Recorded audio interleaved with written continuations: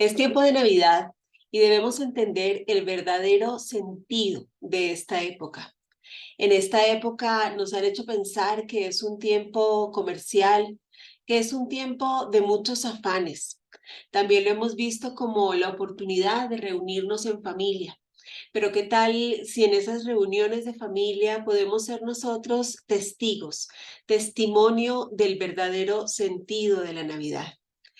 La Navidad significa realmente natividad, es el tiempo del nacimiento.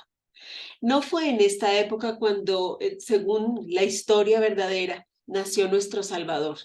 Él realmente nació en el final del año judío, que es más o menos entre abril y mayo, era época de primavera. Y una de las más grandes evidencias es que en la noche el ángel anunció a los pastores que estaban trabajando. En esta época es invierno en Israel y no sería posible que ellos estén trabajando tan tarde. Pero no importa qué época fue.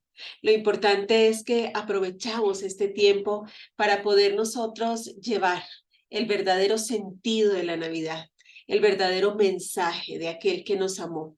Recordamos su nacimiento, ese nacimiento en un lugar humilde, pero que cambió nuestra vida para siempre. Navidad es la celebración de su venida, la llegada de nuestro Salvador, ese tiempo maravilloso en el que por fin aquel Cordero sin mancha había decidido venir al mundo para reconciliarnos con el Padre. Pero no solamente estuvo dispuesto a venir de una forma tan humilde, a nacer en aquel pesebre frío e inhóspito, también está dispuesto cada día a nacer en nuestro corazón, en ese pesebre de nuestro corazón que a veces está como ese primer pesebre, sin espacio para Él, de una manera lleno de cosas que no valen la pena. Nuestro corazón no suele estar preparado para que Él habite, pero Él llega y de manera humilde lo prepara, solo si nosotros creemos en Él y nos disponemos. Y es por eso que el verdadero propósito de la Navidad está expresado en Juan 3:16, cuando nos dice que Dios amó de tal manera al mundo que dio su Hijo unigénito para que todo aquel que en Él crea no se muera, mas tenga vida eterna. En esta versión dice, pues Dios amó tanto al mundo que dio a su Hijo único para que todo aquel que cree en Él no muera, sino que tenga vida eterna. La única condición es creer en Él. ¿Qué implica creerle a Él? Creer en su palabra, es decir, ser justos, vivir conforme a Él, como Él vino a enseñárnoslo. Él vino a darse como ejemplo para que nosotros sepamos cómo conducirnos y agradar al Padre. Lo más importante es creer en aquel que venció aún la muerte. Saber que adoramos a un Dios vivo, celebramos su vida, es decir, que en esta época celebramos su cumpleaños, ese tiempo maravilloso en el que nuestro Dios vino y sigue entre nosotros. Es por eso que vamos a ver a continuación qué es realmente esta época, pero debemos empezar por saber cuánto costó esa primera Navidad. La Navidad es la época de pagar el precio, no de gastar, no el precio de las cosas para agradar a otros, sino el precio de haber recibido a nuestro Señor y crucificar nuestra carne, de creer y vivir por fe y ya no por vista, porque lo que se ve es pasajero, pero lo que no se ve es eterno. En esta Navidad tenemos que hacer que sea diferente, que no sea nuestro objetivo los regalos, sino realmente pagar el precio, reflexionar acerca de aquello que debemos dar como ofrenda a nuestro Señor, fruto de creer, de empezar a vivir la vida eterna. Esa empieza aquí, pagando el precio, muriendo a nuestra carne para que nuestro espíritu sea renovado en Él. Pero ¿cuánto costó realmente aquella primera Navidad? ¿Quiénes pagaron el precio? Dios Padre. A Él le costó más que a nadie, porque como acabamos de ver en el versículo anterior, en Juan 3:16, a Él le costó dar a su único hijo, a su primogénito, el primogénito en la creación. Él lo dio todo. Él entregó lo que como padres entendemos que es lo que más amamos, nuestros hijos. Él entregó a su único hijo y vino siendo Dios como hijo para enseñarnos a ser hijos suyos. A Jesús le costó su propia vida, pero no solamente el entregarla, también una vida de servicio y sacrificio. Él no vino a vivir grandes lujos de los cuales era digno porque además seguía siendo Dios, sino que vino de manera humilde a enseñarnos a caminar en humildad. Y por supuesto, le costó una muerte cruel, una muerte que no tiene paralelo en la historia, la muerte más cruel que existe. Así nos lo narra en Filipenses 2:8, cuando nos dice que estando en la condición de hombre, Él se humilló a sí mismo, haciéndose obediente hasta la muerte y muerte de cruz.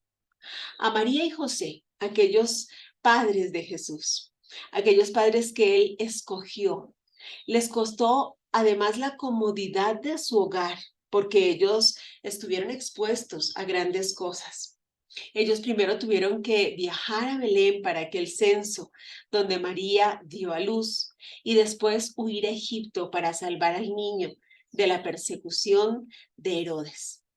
Nos dice en Lucas 2, del 4 al 5, dice, y José subió de Galilea, de la ciudad de Nazaret, a donde pertenecían, a Judea, a la ciudad de David que se llama Belén, por cuanto era de la casa y familia de David, así como nos lo había sido anunciado y para cumplir la profecía, para ser empadronado con María su mujer, desposada con él, la cual estaba encinta. Y en Mateo 2:13 nos dice, después de que los sabios partieron, un ángel del Señor se apareció en sueños a José y le dijo, levántate, toma al niño y a su madre y huye a Egipto. Quédate allá hasta que yo te diga, porque Herodes buscará al niño para matarle. También a los padres de Belén y sus alrededores les costó la vida de sus hijos, porque Herodes, buscando matar al Salvador, mató a todos los niños menores de 2 años al escuchar de la boca de aquellos magos que el niño ya había nacido. Esto nos lo cuenta en Mateo 2:16, que nos dice que cuando Herodes vio que los sabios lo habían engañado porque él les había dado la orden de ir y ver dónde estaba el niño y regresar para contarles, pero ellos por orden del Espíritu Santo fueron por otro lado. Dice que se enojó mucho y calculando el tiempo indicado por los sabios, mandó a matar a todos los niños menores de 2 años que vivían en Belén y en sus alrededores. También perdieron los magos. Los magos pagaron el precio. Realmente ellos estuvieron dispuestos a un viaje muy, muy largo. Nosotros creemos, de pronto por tradición y aún vemos en el pesebre aquellos 3 personajes. Hemos pensado que son reyes porque los vemos con coronas y nos los han dibujado, pero más tarde aprenderemos de ellos. Y siempre nos han hecho pensar que ellos estuvieron ya en el pesebre en el momento en que el niño nació, pero no fue así. A los magos de Oriente les costó un largo viaje. Ellos llegaron ya cuando el niño tenía de 6 a 2 años, por eso Herodes buscaba a los niños menores de 2 años, porque era la edad que se calcula. Y además de todo, trajeron grandes regalos, regalos muy costosos. Asumimos que fueron 3 porque trajeron incienso, mirra y oro, pero sabemos que fueron muchos más, porque así lo dice la profecía. Pero este es tema de un próximo estudio. También pagaron la iglesia primitiva, es decir, sus discípulos. Esa primera iglesia, donde estaban aquellos 12 discípulos, bueno, realmente 11, porque Judas ya lo había traicionado y había muerto. Estaban allí, en esa iglesia primitiva, en esa primera iglesia, que no fue fácil. Estuvo llena de persecución y de muerte. De hecho, la mayoría de los discípulos, excepto Juan, fueron asesinados, apedreados, crucificados, murieron de maneras muy crueles por el Evangelio. Y por supuesto, les sigue costando pagar el precio a los misioneros de hoy día, que todavía sufren muchas persecuciones, privaciones para extender el Evangelio. A todos aquellos que han estado dispuestos a dejar a padre y madre, su tierra, su parentela, para ir y llevar las buenas nuevas del Evangelio. Entonces es la época de pagar el precio y también es la época de recibir el amor de Dios. Ese es el regalo más valioso, el verdadero, el que realmente debemos procurar y por supuesto el que debemos dar. Nadie puede comprender el verdadero sentido de la Navidad si no experimenta el amor de Dios. Nuestro Señor vino a salvar lo que se había perdido. Como lo dice 1 Corintios 3:9, somos colaboradores suyos. Él nos ha dado el privilegio de laborar, o sea, colaborar junto a Él en su obra. Y el mejor regalo que podemos darle es ser instrumentos útiles en sus manos y llevar a muchos, a aquellos que están perdidos, al encuentro con su amor. ¿Cuál es nuestro mensaje? Nuestro mensaje es el que acabamos de leer en Juan 3:16 y también el que leemos en Romanos 5:8 cuando dice, pero Dios demuestra su amor para con nosotros en que siendo aún pecadores, Cristo murió por nosotros. También el mensaje de 1 Juan 4:10, cuando nos describe el verdadero amor y dice que en esto consiste el amor, no en que nosotros hayamos amado a Dios, sino en que Él nos amó a nosotros y envió a su Hijo en expiación por nuestros pecados. Es época de recibir amor y también de ser portadores del amor de Dios. Es época, por ejemplo, también de experimentar el perdón de los pecados.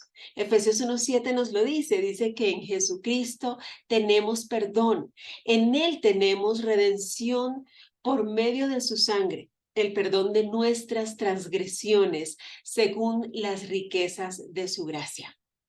Dios es tan rico en gracia y bondad que compró nuestra libertad con la sangre de su Hijo y perdonó nuestros pecados, dice en la versión NTV.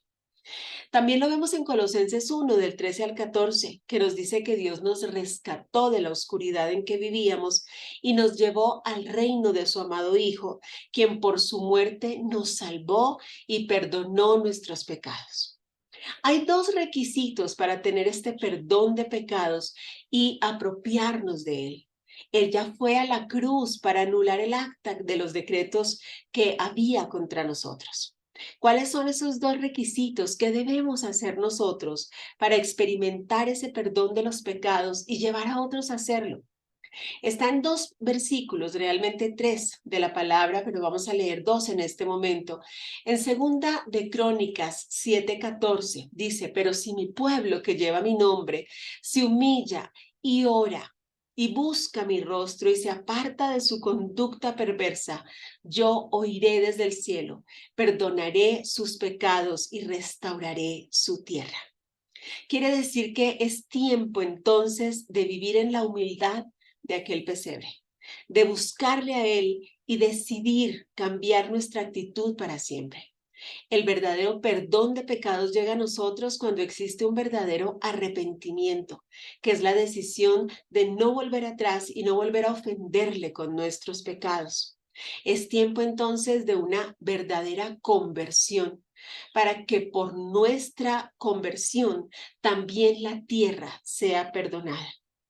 Nos dice también en 1 Juan 1:9 que si nosotros reconocemos ante Dios que hemos pecado, podemos estar seguros de que Él, que es justo, nos perdonará y nos limpiará de toda maldad. Y es entonces cuando vivimos este tercer versículo, 2 Corintios 5:17, que es bien conocido por nosotros y que nos dice que aquel que está en Cristo, es decir, aquel que está unido a Él y que anda con Él y que sigue su ejemplo, es una nueva persona. En Cristo las cosas viejas pasaron y esta mañana ya es viejo y se convirtieron en algo nuevo. Es tiempo entonces de vivir algo nuevo, de vivir conforme a la libertad que nos fue dada en la cruz, humillarnos a Él, arrepentirnos, es decir, apartarnos del pecado para siempre y convertirnos a Él, es decir, ser como Él. Y cuando esto ocurre, entonces somos portadores de su amor, estamos reconciliados con Él y entonces empezamos a irradiar gozo. ¿A quiénes irradió gozo el Señor al llegar? Le irradió gozo a mucha gente, pero sobre todo a algunos personajes que nos muestra la Biblia y en quienes vamos a detenernos más adelante. Nos habla de Elizabeth y de Juan, que aún estaba en el vientre. Este es Juan el Bautista. Y Lucas 1:44 dice, porque tan pronto como llegó la voz de tu salutación a mis oídos, la criatura saltó de alegría en mi vientre. Esto le decía Elizabeth, la madre de Juan, que era prima de María. Al llegar, el mismo niño saltó de alegría, reconoció la unción de aquel que venía en camino. Por supuesto, alegró a los pastores y nos cuenta que aquella noche, cuando vino el ángel a anunciarles, ellos se gozaron y empezaron a alabar al Señor. Lucas 2:10 nos dice que el ángel les dijo, no teman, porque aquí les doy buenas noticias de gran gozo. Esto se resume en una palabra, evangelio, que serán para todo el pueblo, que hoy en la ciudad de David les ha nacido un Salvador que es Cristo el Señor. Ellos lo recibieron con gran gozo. Por supuesto, aquellos magos de Oriente, Mateo 2:10 dice que al ver la estrella, que era la señal que ellos llevaban esperando mucho tiempo, se regocijaron mucho. Y hay otros dos personajes en los que generalmente no nos detenemos mucho, pero son muy importantes también en esta historia, a Simeón y Ana. Lucas 2, del 25 al 49, nos cuenta esta historia y dice que acudió al templo y daba gracias a Dios y hablaba del niño a todos los que esperaban la redención en Jerusalén. Qué lindo seguir el ejemplo de este hombre y hablar de aquel niño que nació, que vino a darnos redención y que sigue vivo entre nosotros. Le invito a que lea esta hermosa historia de Simeón, cuando dice que era un hombre que obedecía a Dios y lo amaba mucho y vivía esperando que Dios libertara al pueblo de Israel. De este hombre se dice que el Espíritu Santo estaba sobre él y que le había dicho que no iba a morir sin ver antes al Mesías que Dios les había prometido. En el momento en que él vio al niño, su voz fue, ahora Dios mío, puedes dejarme morir en paz, ya cumpliste tu promesa. Con mis propios ojos he visto al Salvador a quien tú enviaste y al que todos los pueblos verán. Él será una luz que alumbrará todas las naciones y será la honra de tu pueblo Israel. Nos dice que José y María en ese momento quedaron maravillados por las cosas que Simeón decía del niño.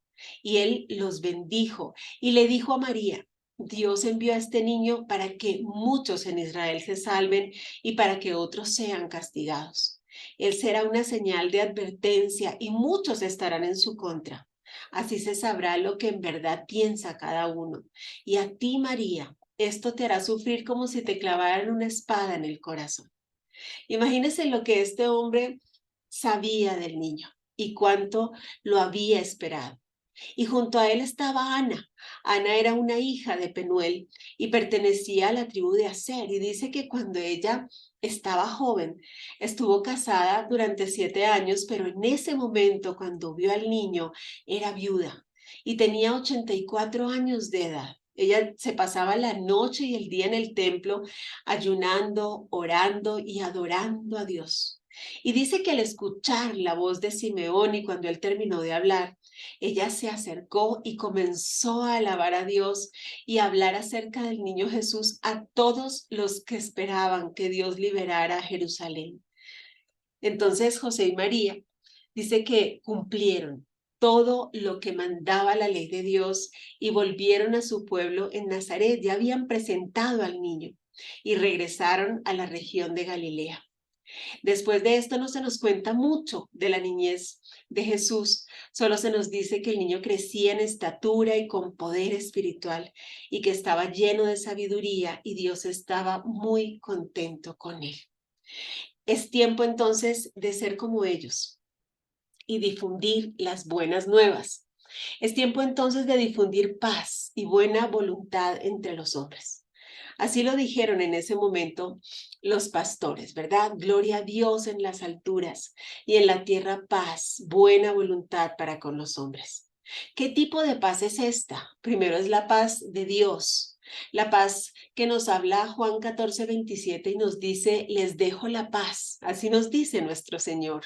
Les doy mi paz, pero no se la doy como la dan los que son del mundo. No se angustien ni tengan miedo. También nos dice, no se inquieten por nada, más bien en toda ocasión, con oración y ruego, presenten sus peticiones a Dios y denle gracias en todo. Y la paz de Dios, que sobrepasa todo entendimiento, cuidará sus corazones y sus pensamientos en Cristo Jesús. Este es un verso que está en Filipenses 4, del 6 al 7. Cuando vivimos esa paz de Dios, que viene fruto de la paz con Dios, de apropiarnos del perdón de los pecados, como lo vimos hace un momento, vivimos Romanos 5:1, cuando dice que Dios ya nos ha hecho justos gracias a la fe.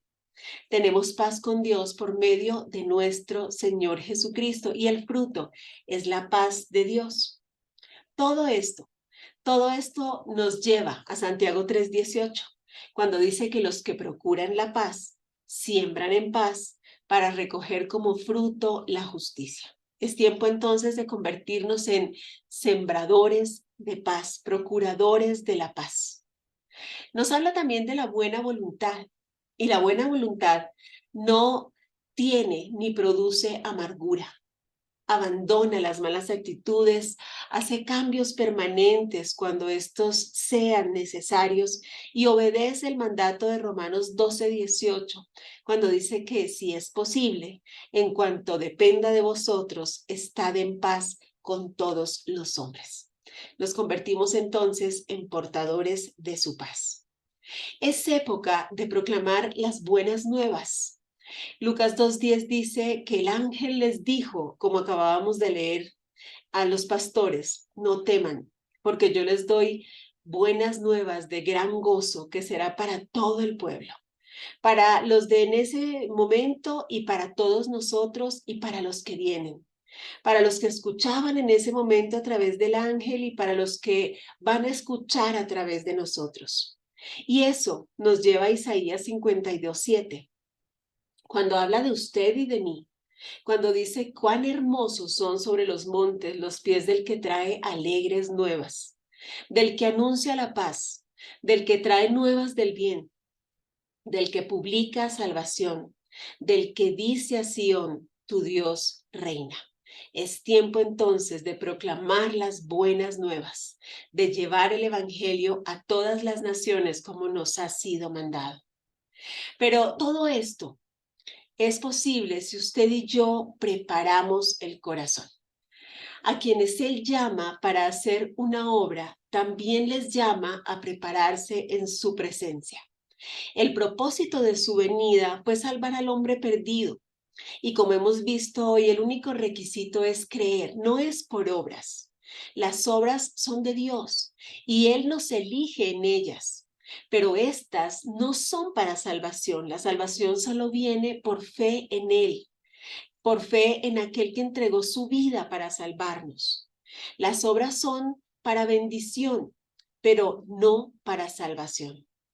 Creer en el Señor nos lleva a creerle también a Él. Creer en Dios nos lleva a creerle a Dios, a su palabra. Como hemos visto hoy entonces, implica conversión, convertirnos en lo que Él nos enseñó, seguir su ejemplo, comportarnos como Él. Hemos sido creados por Él para ser como Él, a su imagen y semejanza. Nos hizo y nos preparó. Este tiempo es tiempo entonces de preparar nuestro corazón. Esto implica tomar tiempos de quietud, de gratitud, no entrar en el afán que el mundo toma en este tiempo, sino más bien reflexionar en lo que ocurrió, en cómo fue, y entonces entrar en absoluta gratitud y hacer los cambios en nuestro comportamiento y en nuestro estilo de vida para poder agradarle a Él y solo a Él. Este es un tiempo de nuevos comienzos. Un ejemplo de esto fue José. José fue preparado a través de duras pruebas durante 13 años para ser promovido por Dios. Dios mismo lo preparó Recuerde usted que él era el preferido de su padre y entonces esto trajo el celo de sus hermanos que lo vendieron como esclavo a Egipto. Era un tiempo muy duro. Era un hijo que ahora era esclavo y de pronto estaba preso, pero en todos esos lugares Dios estuvo con él y lo promovió. En su desierto, en su dificultad, en el desierto que usted ha cruzado durante este año, durante este tiempo, Dios le está preparando a usted para las grandes obras para las que usted fue creado. Cuando nos acercamos a un nuevo año, siempre esperamos ser promovidos. Esperamos que las cosas que en el presente no salieron bien cambien. Pero este propósito, que también es el propósito de Dios, no solamente su anhelo, Él también quiere sobreabundar su vida, se cumple cuando cambiamos nosotros, cuando nos convertimos de todo corazón, aquel que lo entregó todo para salvarnos. Dios usa las circunstancias para cambiarnos a nosotros. Solo entonces Él cambia las circunstancias. ¿Qué está cambiando Dios en usted? Y por supuesto, solo podemos preparar el corazón si tenemos claro quiénes somos nosotros en manos del Señor. Efesios 2:10 habla de usted y dice, pues somos la obra maestra de Dios. Él nos creó de nuevo. Recuerda que las cosas viejas pasaron para aquel que está en Cristo. Por eso nos creó de nuevo en Cristo Jesús, pero con un propósito perfecto. Dice que a fin de que hagamos las cosas buenas que preparó para nosotros tiempo atrás. Usted y yo fuimos creados para su gloria, para glorificarle en todo. Prepare su corazón en este tiempo entonces para vivir para la gloria de Dios, para honrar la vida de aquel que vino en esta época para entregarla por usted. Que Dios le bendiga.